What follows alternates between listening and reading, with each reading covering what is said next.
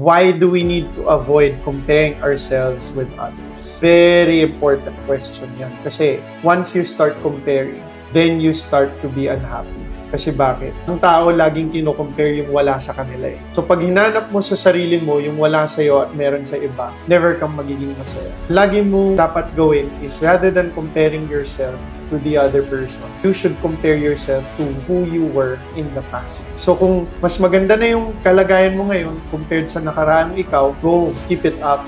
Good job. Ngayon, if you're in a much worse situation, at least you know that you have to improve. Na hindi ka madidepress, hindi sa sama loob mo, but rather, gaganahan ka lang to work on yourself, to improve your standing. So never ever compare yourself to others kasi never ka magiging masaya. Yan ang dapat nating bitawan, di ba? Bilang tao. But rather, compare ourselves to our previous self para alam natin on how to improve. And sometimes, we also know on how to be thankful because ma-realize na